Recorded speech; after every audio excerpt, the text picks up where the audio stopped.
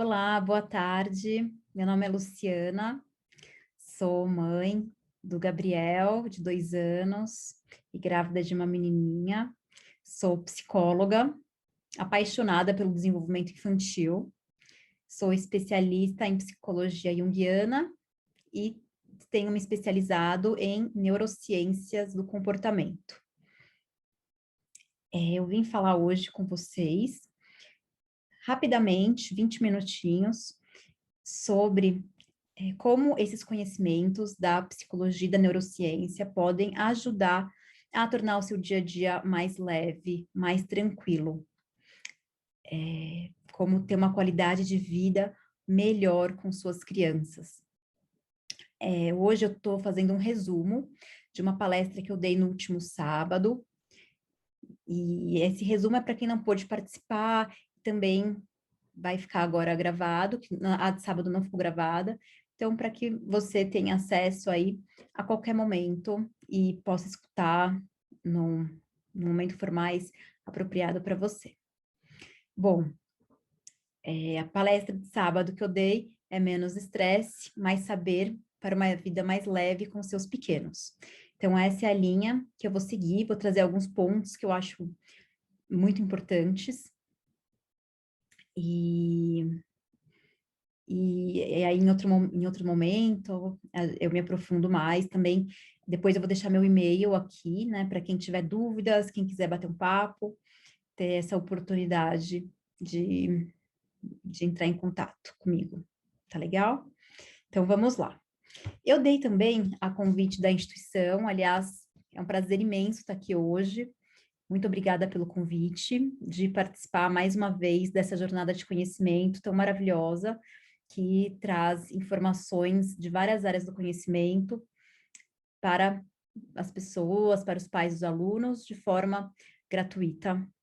E é uma honra para mim participar dessa jornada. Bom, num outro momento que eu falei sobre birras e desobediência, eu contei um pouco como funcionava o cérebro de uma criança de 2 a 3 anos e o que esperar dessa criança. Por que que eu acho tão importante trazer esse ponto novamente para cá? Porque se a gente sabe como funciona o cérebro de uma criança, a gente sabe o que esperar dela, sabe o que esperar do desenvolvimento dela. E então, esse conhecimento, ele liberta, ele faz com que as frustrações sejam menores, porque se a gente já tem expectativas reais, as frustrações não são tão grandes. E a gente consegue nomear de uma forma mais verdadeira, de uma forma mais fácil o que está acontecendo. E então, né, uma criança de 2, 3, 4 anos praticamente não tem sistema inibitório de impulsos. O neocórtex dela ainda não tem essa estrutura, ainda não se desenvolveu nesse ponto de conseguir controlar impulsos. É a mesma coisa, né, da gente ir para o médico e aí ele bater no nosso joelho, né, e a nossa perna subir. Os comportamentos das crianças, eles são assim, são reflexos, né, não tem esse filtro, tá? Por quê? Porque a criança ainda não tem estrutura cerebral para isso, ela vai desenvolver essa estrutura ao longo dos seus anos, ao longo da sua vida. Então, já começa aí um primeiro ponto. Por isso que eu não acho interessante o cantinho do pensamento, que muitas escolas e muitos pais utilizam. A mesma coisa que o médico que bateu com o martelinho no seu joelho, depois que ele bateu, ele falasse assim, então fique aí agora, e eu quero que você reflita por que você levantou a perna. Perceba, se não foi uma decisão ali consciente, pensada, é, não faz sentido essa reflexão. Então, né, a criança com 2, 3, 4 anos, ela vai ter muitos comportamentos, muitas vezes agressivos, violentos. Aliás, essa idade é o ápice da violência humana. Então, se ela sentir raiva, ela vai extravasar essa raiva, né? Às vezes batendo nos amiguinhos, às vezes se machucando. o importante é a gente ajudar a criança a nomear e a lidar com essa raiva, que a raiva é uma emoção humana completamente natural que todos sentimos. E a ideia é que ao longo do nosso desenvolvimento a gente aprenda, tenha cada vez mais ferramentas para lidar com essa raiva. A criança, ela ainda não tem essas ferramentas e não tem esse aparato cerebral que ajuda ela a inibir a expressão, né, de algumas dessa violência. Então, a gente vai ajudá-la. Uma das ideias que eu gosto é o cantinho da calma. Então, ao invés de a gente fazer um cantinho do pensamento, fazer um cantinho da calma, que é um cantinho que a escola, os pais constroem com a criança, com coisas que ela gosta, que ajudam ela a se sentir melhor. Seja um cheirinho, uma cor, alguns objetos. A ideia é quando ela estiver com muita raiva, que ela vá lá e possa ir aos pouquinhos, isso ajudar ela a se sentir mais tranquila, ok? A criança, ela aprende muito por imitação. Então, a mãe ou o pai, que no momento que a criança está com raiva, também fica com muita raiva e se descontrola e bate na criança, não está ensinando a criança a lidar com a sua raiva de uma forma construtiva. Está ensinando que quando a gente sente raiva, a gente vai sim extravasar a raiva, batendo. Então, é muito importante, né, que os adultos, eles prestem atenção em como eles lidam com a raiva dentro deles. Raiva é uma emoção muito difícil de lidar, e a gente passa, né, a vida inteira achando ferramentas, estratégias para lidar com ela. Né, eu acho importante os adultos prestarem atenção no que desperta a raiva deles. Quais são os gatilhos na interação com essa criança? E perceber essa raiva crescendo dentro deles. Porque, às vezes, né, quando acontece a explosão, que essa raiva já chegou num ponto que tomou conta e que foram várias coisas que já foram irritando, e depois, muitas vezes, vem um arrependimento, não é?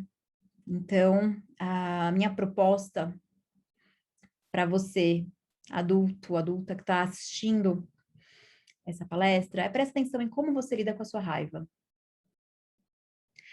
Então, né, muitas vezes a gente vai estar com raiva, lidando com aquela criança que está com raiva, mas tentar não extravasar essa raiva para aquela criança, né? Respirar fundo e se acalmando. Isso já vai ajudar a criança a aprender a lidar com a raiva dela, porque por imitação ela vai também aprendendo aí a se acalmar, a perceber que a raiva vem como uma onda e depois ela passa. E aí, nessa hora, né, o que está nas nossas mãos é oferecer, posso te dar um abraço, você quer espaço, perceber o que essa criança gosta nesses momentos. O abraço ajuda ela a se acalmar, a interação ajuda ela a se acalmar, ou ela precisa ficar mais sozinha no canto dela. Isso fala muito da personalidade da criança. Então, são alguns pontos para a gente prestar atenção.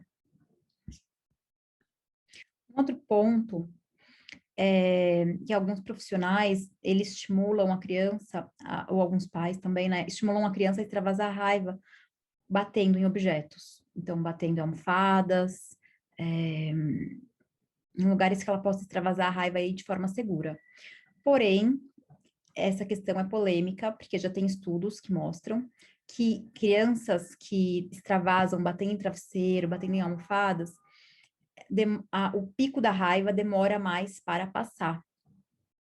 As crianças que se acalmaram, buscaram outras formas, essa emoção, ela se transformou de uma forma mais rápida, sem toda aquela intensidade. A minha proposta é a gente, então, achar formas da criança extravasar, não engolir, reprimir essa raiva, mas que não seja pelo ato do bater.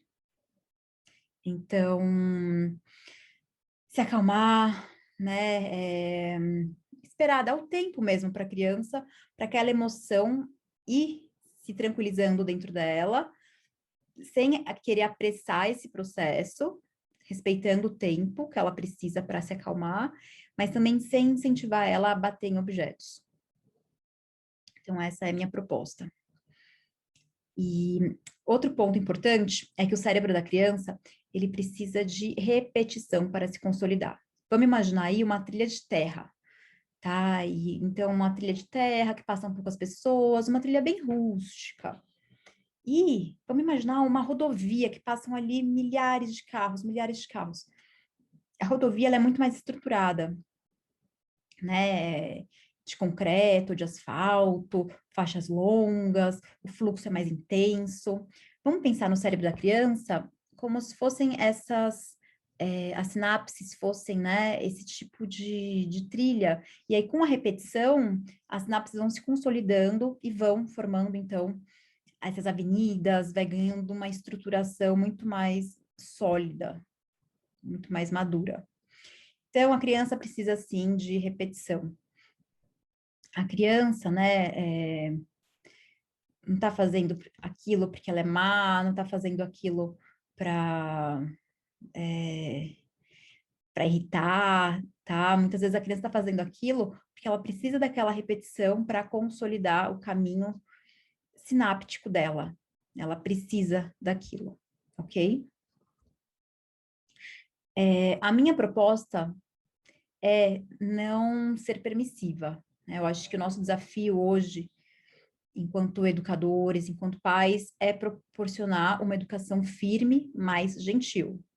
A educação permissiva, ela também não é bacana, porque a criança muitas vezes se sente abandonada, se sente desconectada, se sente triste. Então, os limites, eles são importantes, né? Eu vou dar o mesmo exemplo que eu dei na minha outra palestra.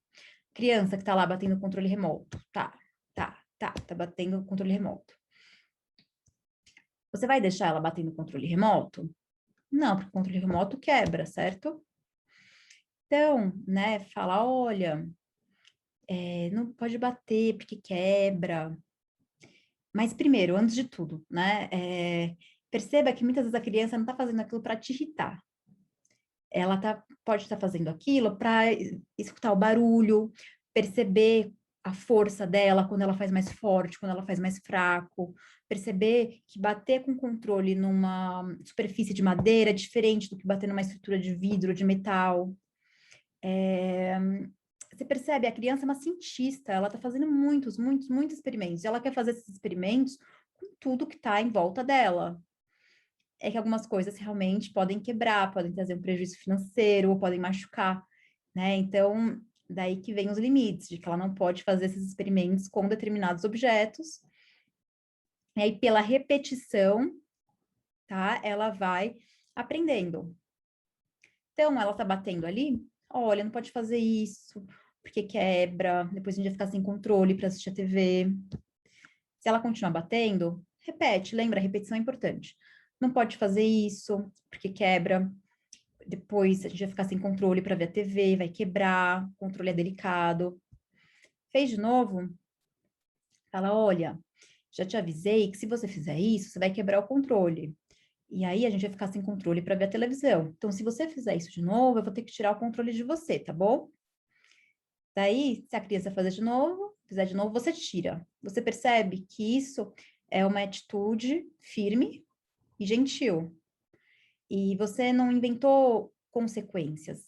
A consequência é essa mesma. Se ela continuar quebrando, batendo, ela vai quebrar. Então, você foi sincera, você foi firme com essa criança. Daí até na palestra, né, que eu dei agora no sábado, uma mãe depois perguntou, fez uma pergunta maravilhosa, né, que eu quero trazer aqui para vocês.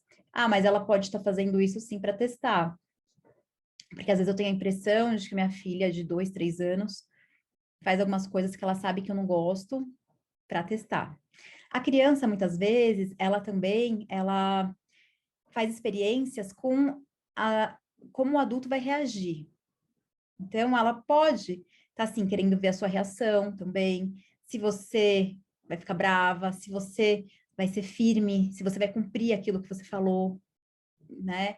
E essa mesma pessoa que fez essa pergunta, ela mesma chegou à conclusão de que não importa a motivação por trás dela fazer isso, também é fazer um teste se ela vai ficar irritada.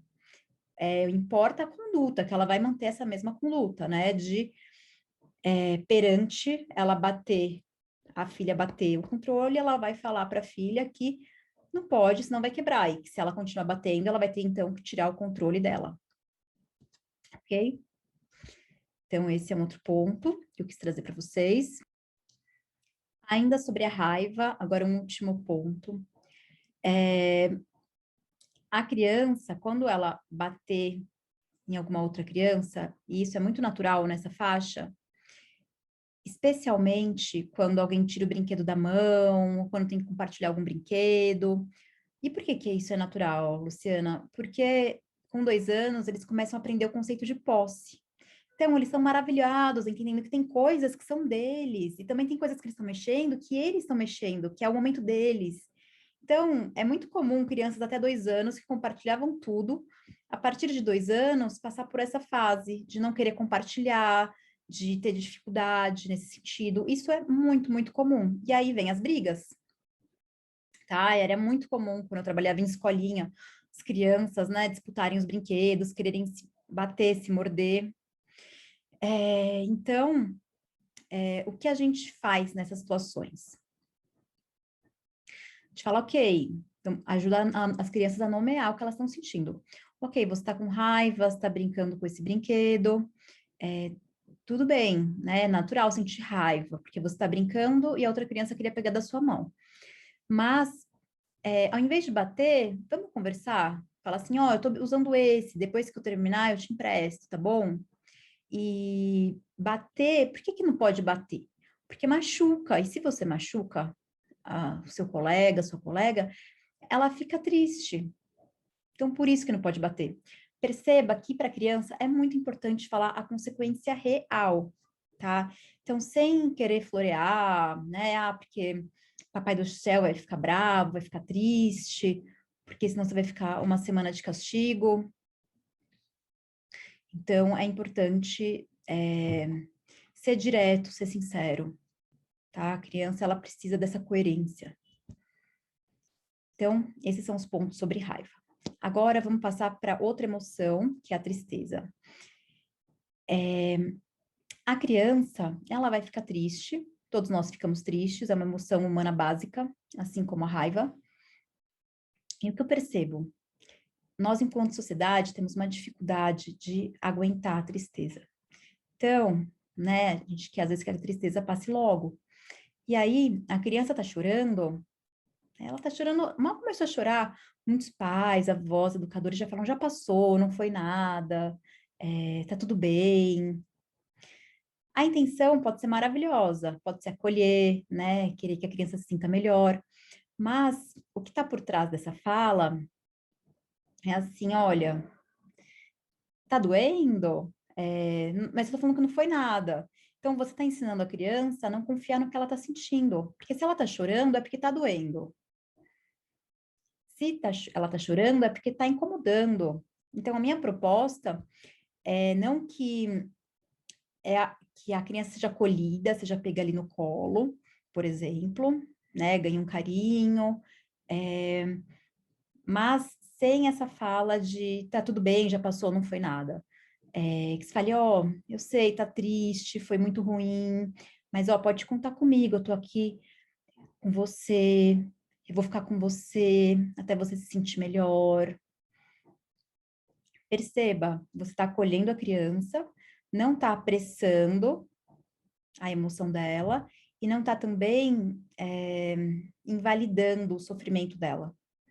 Porque se você muitas vezes fala não foi nada, a mensagem que você passa é que, né, que aquilo que ela está sentindo não é nada, é menos, ok? Então, a gente não quer criar uma pessoa, né, que não confie nas suas emoções, não respeite as suas emoções.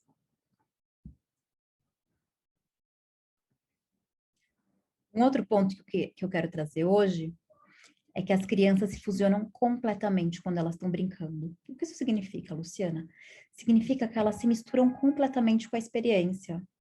A criança, ela não está, né, só ali passeando na sala. Para ela, aquilo é um mundo de diversões. Ela está, né, pulando, escalando, pulando montanhas, tá no meio do oceano, vendo todos os animais, ela tá completamente imersa nessa experiência.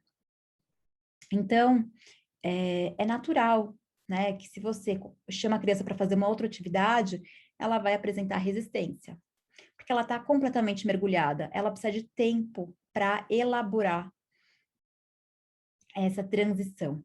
Então, né, o que vai ajudar?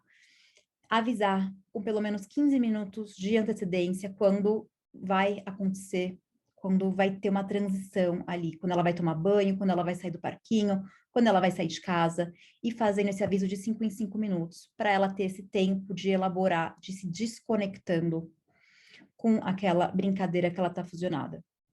Até nós adultos, né? A gente está numa festa, a gente não levanta e fala, vamos embora. Né, tem toda uma preparação também, ó, vamos embora daqui a pouco, tô cansada, vamos daqui uns 10 minutos. A criança, ela precisa muito mais disso, ela tá completamente imersa, tá? Então, vai facilitar muito a vida de vocês utilizar essa estratégia de avisar previamente, fazer vários avisos. De mais ou menos 5 em 5 minutos. Com telas, isso precisa de mais tempo ainda, talvez de 20, às vezes até 30 minutos, dependendo da criança. Porque a tela, os desenhos, os jogos, eles foram feitos para hipnotizar a criança, as cores, as imagens. Então, é muito difícil para a criança ir se desconectando mesmo desse universo. E para finalizar, né, um outro ponto que eu quero trazer para vocês é o seguinte. A criança, se a sua criança está apresentando muita resistência no dia a dia, pode ser que você não está dando tanta autonomia para a criança. Mas, Luciana, a criança tem que ter autonomia? Eu já escutei falar que a gente tem que tomar todas as decisões do dia a dia. Grandes escolhas, sim, cabem ao adulto. Grandes decisões são pesadas para a criança. Mas autonomia no sentido da rotina dela. Então, por exemplo, filho, você quer tomar água nesse copo de bichinhos ou nesse copo azul? Filho, você quer ir para o banho no colo ou você quer ir para o banho andando? Filho, você quer levar para o banho a galinha para dar banho nela ou você quer levar para o banho a boneca para dar banho nela? Ou o regador?